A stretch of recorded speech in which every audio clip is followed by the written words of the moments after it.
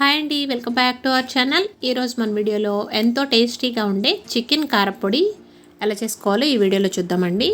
అవునండి, మీరు విన్నది నిజమే. అన్ని కారపొడుల కంటే ఇలా చికెన్ కారపొడి మాత్రం చాలా అంటే చాలా టేస్టీగా ఉంటుంది. ఒక్కసారి చేశారంటే మళ్ళీ మళ్ళీ ఇదే కావాలంటారు. అన్నం మొత్తం ఈ కారపొడితోనే తినేస్తారండి, అంత టేస్టీగా ఉంటుంది. పిల్లలు అయితే చాలా ఇష్టపడతారు. లేట్ చేయకుండా వీడియోలోకి వెళ్ళిపోదామా? ముందుగా అయితే దీనికోసం నేను చికెన్ని 400 గ్రామ్స్ తీసుకున్నాను. బోన్లెస్ చికెన్ తీసుకోవాలండి. బోన్లెస్, స్కిన్లెస్ తీసుకొని నీట్గా వాష్ చేసేసుకొని చిన్న ముక్కల కింద కట్ చేసుకొని ఒక బౌల్లో వేసుకోవాలి. ఇలా వేసుకున్న దాంట్లో 1/2 టేబుల్ స్పూన్ పసుపు, 1/2 table spoon salt, 1 table spoon అల్లం వెల్లుల్లి పేస్ట్ వేసుకోవాలి. ఇలా వేసుకొని వీటన్నింటిని చికెన్కి బాగా పట్టేటట్టు కలుపుకోవాలండి.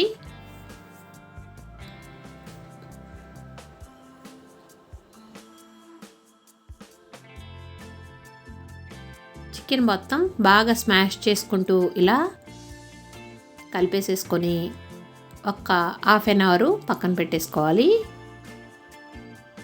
ఇలా ఒక్కసారి చేసి పెట్టుకున్నారంటే 1 మంత్ వరకు అస్సలు పాడదండి. కానీ 1 మంత్ మన ఇంట్లో మన పిల్లలు ఉంచరు, 1 వీక్లోనే చేసేస్తారు. ఈ విధంగా కలిపేసుకొని పక్కన పెట్టుకుంటున్నాను. ఇప్పుడు స్టవ్ వెలిగించి ప్యాన్ పెట్టుకొని 2 టేబుల్ స్పూన్ ధనియాలు, 1 టేబుల్ స్పూన్ జీలకర్ర, 3 ఇలాచి, ఒక 5 లవంగ మొగ్గలు, 1/2 ఇంచు దాల్చిన చెక్క, ఒక 7 లేదా 8 మనం చికెన్ బట్టి స్పైసెస్ని యాడ్ చేసుకోవాలి. నేనైతే ఒక 8 ఎండుమిర్చి యాడ్ చేసుకున్నాను. ఎండుమిర్చి అనేది కారంగా ఉంటే కొంచెం తగ్గించి వేసుకోవచ్చండి. దీంట్లోనే 1 టేబుల్ స్పూన్ ఆయిల్ వేసుకోవాలి. అలాగే 2 రెబ్బల కరివేపాకు కూడా వేసేసుకొని వీటన్నింటినీ మీడియం ఫ్లేమ్లో దోరగా వేయించుకోవాలి. ఇవి కొద్దిగా వేగడానికి టైం పడుతుంది. ఎండుమిర్చి అనేది తొందరగా ఫ్రై అయిపోతుందండి, అందుకనే నిదానంగా లో ఫ్లేమ్లో ఫ్రై చేసుకోవాలి. రెగ్యులర్గా కారపొడి ఎలా అయితే చేస్తామో అలాగే చికెన్ కారపొడి కూడా చాలా ఈజీగా చేసేసుకోవచ్చు. ఇలా వేగిపోయిన ఈ ఎండుమిర్చిని ఒక ప్లేట్లోకి తీసేసుకుందాం. తీసుకొని పూర్తిగా చల్లారనివ్వాలండి. ఇప్పుడు అదే ప్యాన్లో 1 కప్పు ఆయిల్ వేసుకోవాలి.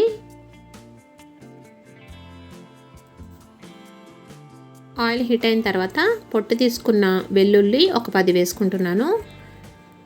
ఈ వెల్లుల్లిని నిదానంగా ఈ ఆయిల్లో కొద్దిగా సాఫ్ట్గా అయ్యే వరకు ఫ్రై చేసుకోవాలండి. ఇలా ఫ్రై చేసుకున్న తర్వాత ఈ వెల్లుల్లి కూడా అదే ప్లేట్లోకి తీసేసుకొని పక్కన పెట్టేసుకుంటున్నాను. ఇప్పుడు ఈ ఆయిల్లో ముందుగా మనం కలిపి పెట్టుకున్న చికెన్ని ఒక్కొక్కటి ఇలా వేసుకోవాలండి. చికెన్ మొత్తం ఒకేసారి ఫ్రై చేసుకోవాల్సిన అవసరం లేదు. ఇలా ఒకేసారి వేసుకున్నామంటే చికెన్ అనేది తొందరగా ఫ్రై అవ్వదు, కొద్ది కొద్దిగా వేయించుకోవాలి. నేనైతే తీసుకున్న చికెన్ని 2 టైమ్స్ ఫ్రై చేసుకున్నాను. ముందు కొద్దిగా వేసుకొని ఈ చికెన్ని ఫ్రై చేసుకోవాలి. మీడియం ఫ్లేమ్లో ఈ చికెన్ అంతా గోల్డెన్ బ్రౌన్ కలర్ వచ్చే వరకు వేయించుకోవాలండి. ఎక్కువగా ఆయిల్ కూడా పట్టదు.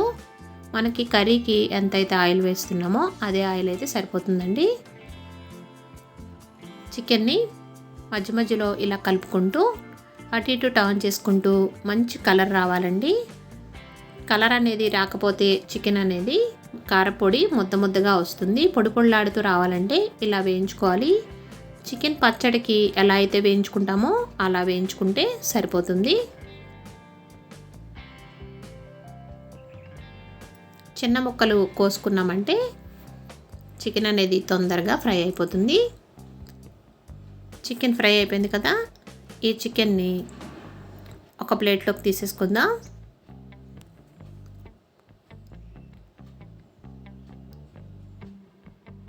కలర్తోనే తెలిసిపోతుందండి చికెన్ వేగిందో లేదో.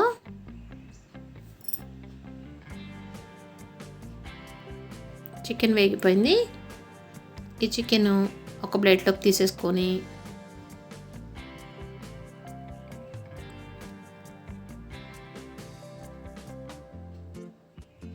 ఎక్కువగా ఆయిల్ పట్టదండి. ఇప్పుడు అదే ఆయిల్లో మిగిలిన చికెన్ కూడా వేసేసుకొని ఈ చికెన్ కూడా అదే విధంగా ఫ్రై చేసేసుకోవాలి.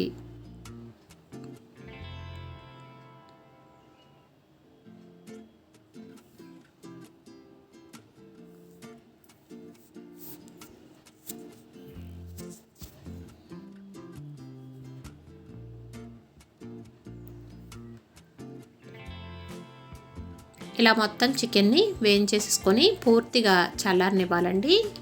ఇవి చల్లారేలోగా ముందుగా మనం ఫ్రై చేసుకున్న ఎండుమిర్చిని మిక్సీ జార్ తీసుకొని అందులో వేసుకోవాలి.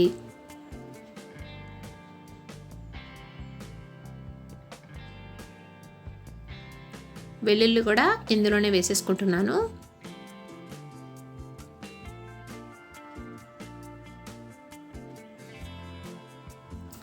ఇలా వేసుకున్న దాంట్లో 1/2 టేబుల్ స్పూన్ సాల్ట్ యాడ్ చేసుకోవాలి. ఆల్రెడీ చికెన్లో మనం వేసుకున్నాం కాబట్టి కొద్దిగా సాల్ట్ అయితే సరిపోతుంది. చిన్న చిటికెడు చింతపండు అయితే పులుపు కోసం వేసుకుంటున్నాను. ఇష్టం లేకపోతే స్కిప్ చేయొచ్చు. వేసుకొని మిక్సీ పట్టుకోవాలండి. ఇలా వీలైనంత మెత్తటి పౌడర్ కింద చేసేసుకోవాలి. ఇప్పుడు ఈ పౌడర్ మొత్తాన్ని ఒక ప్లేట్లోకి తీసుకుంటున్నాను.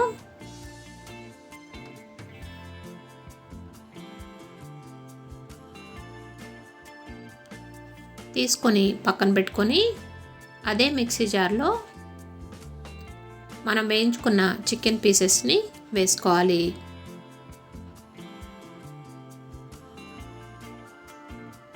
ఈ పీసెస్ అన్నీ ఒకేసారి మిక్సీ వేసేసుకోవాలండి.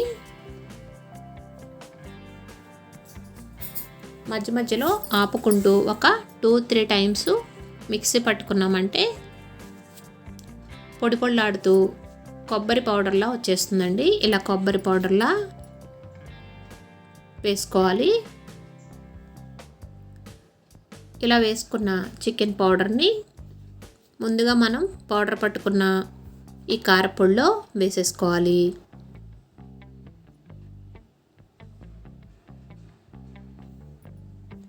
ఇప్పుడు ఈ రెండింటిని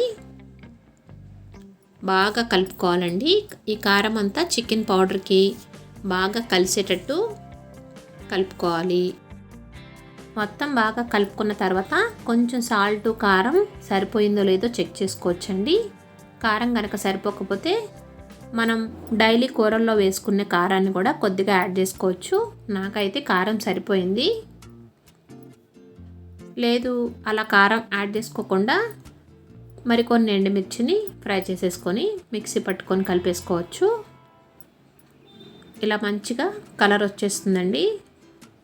ఇలా బాగా కలిపేసుకొని ఇప్పుడు దీన్ని పోపు వేసుకుందాం. పక్కన పెట్టుకొని ఇందాక చికెన్ ఫ్రై చేసుకున్న ఆయిల్ ఉంది కదా, అదే ఆయిల్లో ఒక 5-6 వెల్లుల్లి స్మాష్ చేసుకొని వేసుకోవాలి. అదేవిధంగా 2 రెబ్బల కరివేపాకు కూడా వేసుకొని ఫ్రై చేసుకొని స్టవ్ ఆఫ్ చేసేసుకొని ఈ ఆయిల్ వేడిగా ఉండగానే ఈ కారపొడిని అందులో వేసేసుకోవాలి. వేసుకొని మొత్తం బాగా కలుపుకోవాలండి. ఈ కారపొడి మొత్తం బాగా కలుపుకోవాలి. కలుపుకొని పూర్తిగా చల్లారిన తర్వాతే ఒక గ్లాస్ జార్లో స్టోర్ చేసుకోవాలండి. ఫ్రిడ్జ్లో స్టోర్ చేసుకున్నామంటే 1 మంత్ ఉంటుంది. బయట అయితే కొద్దిగా తడి తగిలితే కనుక పోతుందండి. అందుకనే ఫ్రిడ్జ్లో స్టోర్ చేసుకోవాలి. అప్పటికప్పుడు ఎప్పుడైనా వేడివేడి అన్నంలో కర్రీ కనుక నచ్చపోతే ఇలా చికెన్ కారపొడి వేసుకొని తిన్నామంటే చాలా అంటే చాలా అద్భుతంగా ఉంటుందండి. మీకు కూడా ఈ వీడియో నచ్చిందని అనుకుంటున్నాను. వీడియో నచ్చితే తప్పకుండా లైక్ చేయండి. వీడియోని చూస్తున్నారు కానీ లైక్ చేయడం లేదండి. ఫ్రెండ్స్కి రిలేటివ్స్కి షేర్ చేయండి. మీరు కనుక మన ఛానల్ ఫస్ట్ టైం చూస్తున్నట్లయితే సబ్స్క్రైబ్ చేసుకోండి. నేనైతే రైస్లో కొద్దిగా సర్వ్ చేసుకొని తింటున్నాను. చాలా అంటే చాలా రుచిగా ఉంది. మీరు కూడా ట్రై చేసి ఎలా వచ్చిందో కామెంట్ సెక్షన్లో కామెంట్ పెట్టండి. మంచి వైరల్ అవుతున్న ఈ చికెన్ కారపొడి చాలా ఈజీగా నా స్టైల్లో నేనైతే చాలా ఈజీగా చేశానండి. చాలా టేస్టీగా ఉంది. Thanks for watching.